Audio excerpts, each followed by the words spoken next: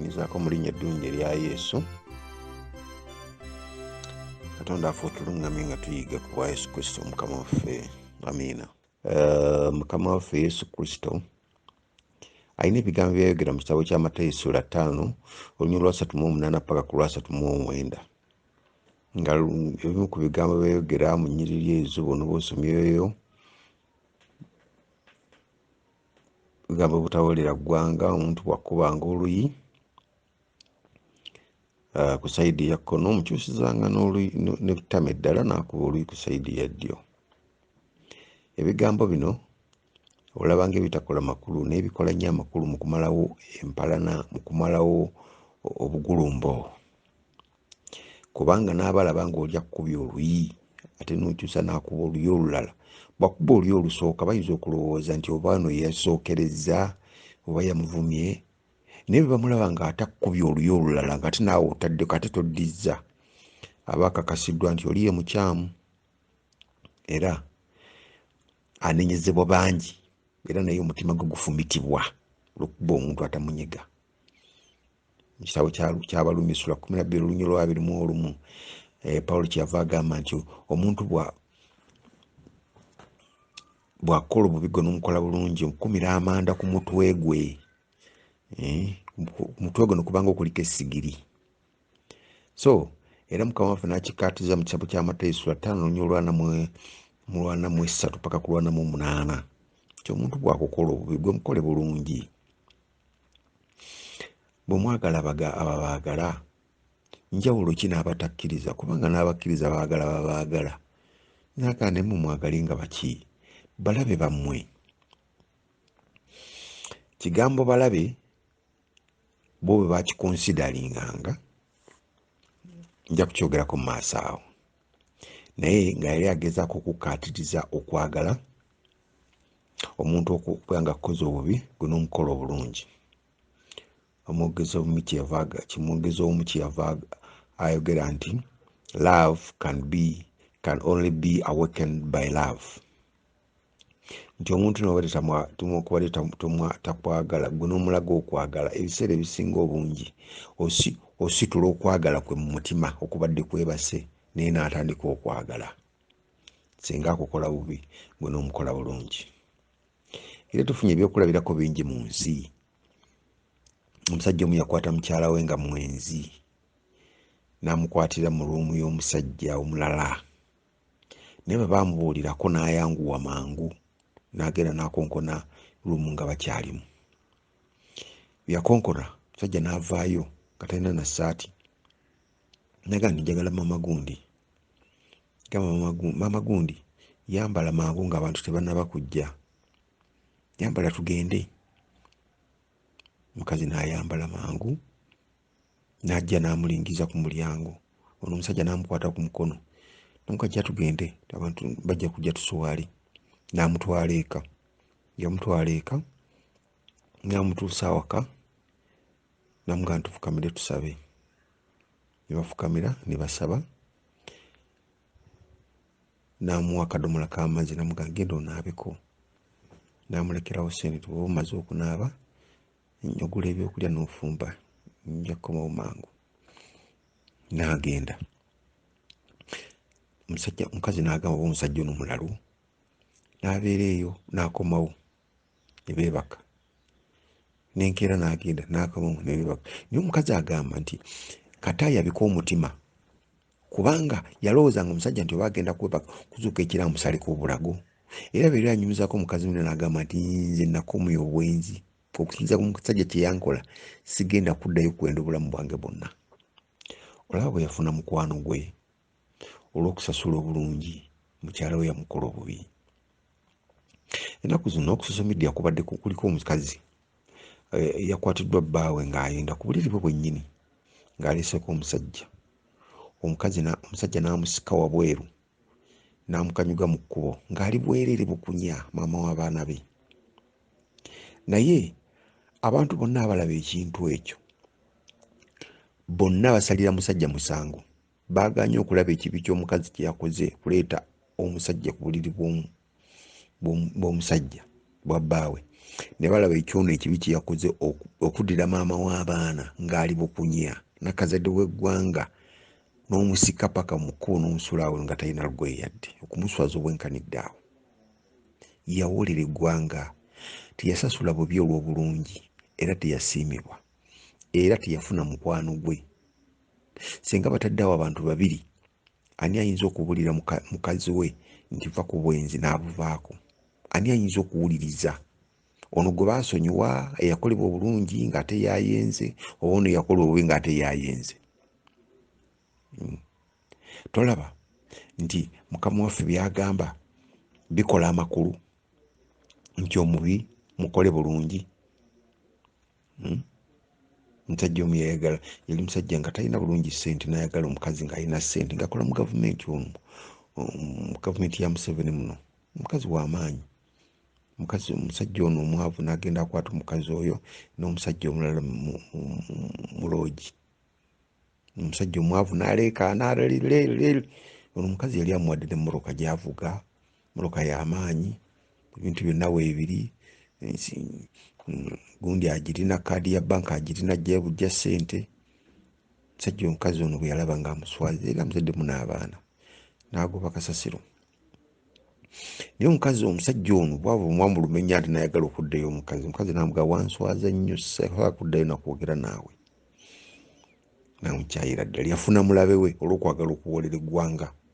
So Mukama waffe kyagamba nti bw'osooka n'oyanika omuntu akoze ekibi munno, n'omwanika n'omwogerako wano ne wali, tosobola kuddayo kutuuka ku mutima gwe.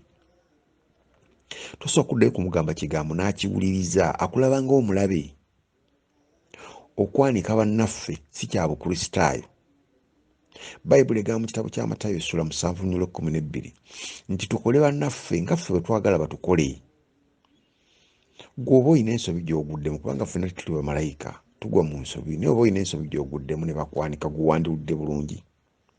So nga gwe otawulira bulungi, Mukama waffe atugamba naffe tetuyanika baki? Bannaffe. Ate naddala bwe Abakristaayo bannaffe.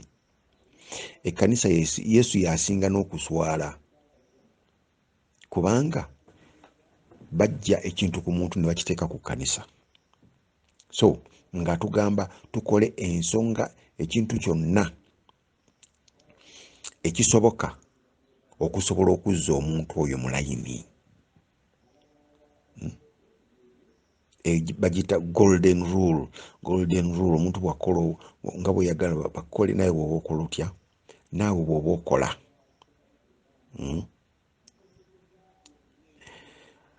Mu kitabo kya mu gundi mu Germany baali balwanagana, East Germany baali balwanagana ne Germany ey'oludda olumu n'ekoowa okulwana, n'esalawo okukozesa golden rule eno.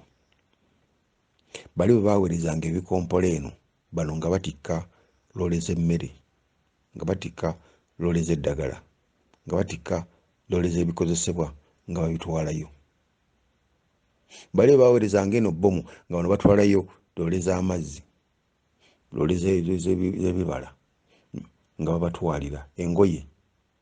Bali kyavaamu ne bamenyeka omutima ne bagadikika kati betulwana nabo nga te batukola bulungi, ne beefunira mikwano gyabwe olw'okukola nga Yesu bw'agamba.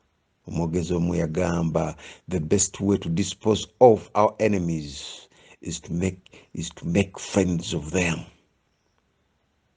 Engeri gye tuyinza okweggyako abalabe baffe kwe kubafuula mikwano gyaffe, tugezeeko okubakwana.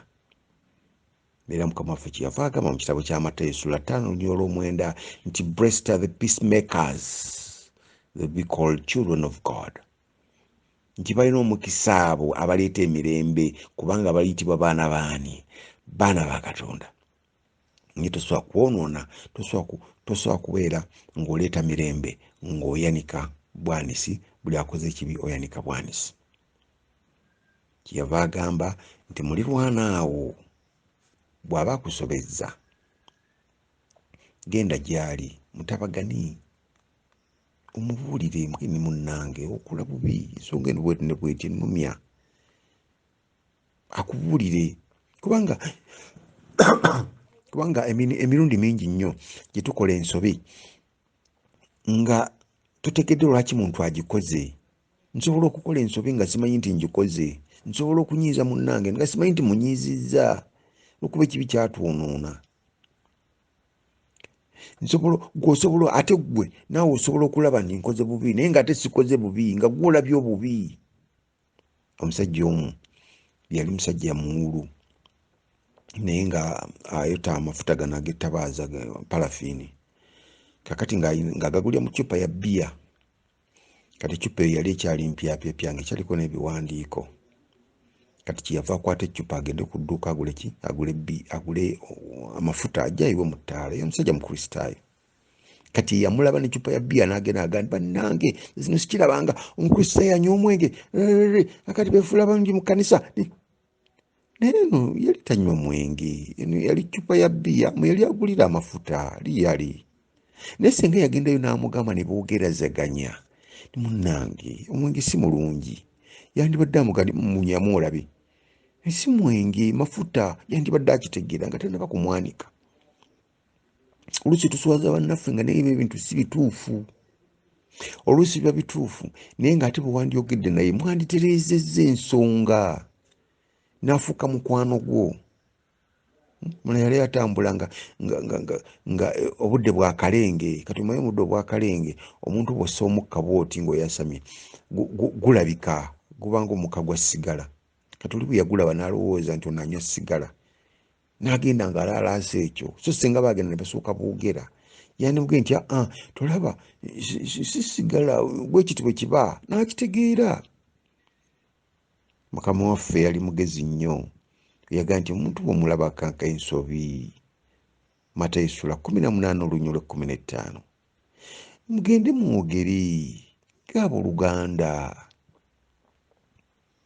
Olwo ne weyogera nti omuntu bw'aba ayagala okusiba mwogere nga tannaba kutuusa mu kkomera, kubanga bali kutuusa ew'omwami bali kuteeka mu kkomera nga tonnabakola n'otava omwo paka lw'olisasula. So agamba nti omuntu bw'oba omukozeeko ensobi mwogere, ebintu ebimu biba bituufu ng'asobola okubitereeza ng'oyogedde naye, ebimu tebiba bituufu.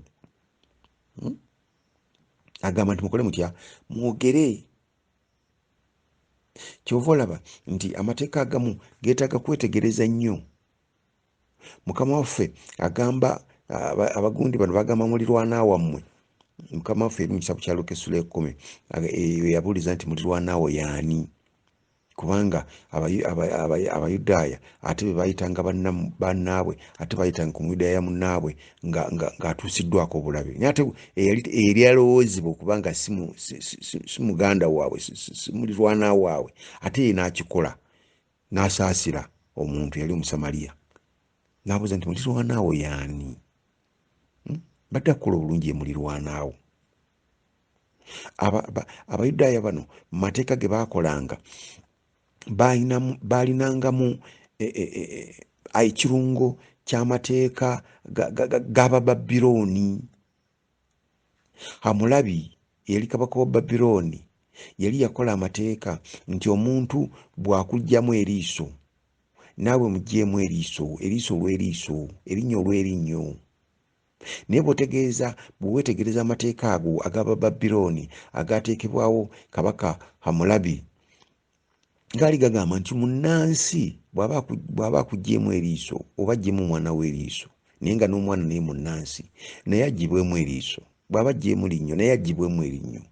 Naye munnansi bw'aba aggyemu omuntu atali mu Babirooni erinnyo oba eriiso, awo yasasulenga ngassi. Kugamba nga bakonsidalinga munnansi nti ye ateekeddwa okukolebwa obulungi yekka, atali munnansi tomukola bulungi. Mukama waffe Yesu Kristo kyava ayogera mu kitabo kya Bikola y'Abatume essula 10 okuyita Mwoyo Omutukuvu essula 10 olunya olwa 34 mpaka ku lwa 35 nga Abayisirayiri oba Abayudaaya bagezaako okwagala okusosola mu bantu. Kyeyava Sessuuka n'alaga Peetero n'amugamba nti ekintu Katonda kiyatukuza gwe tokifuulanga kya muzizo.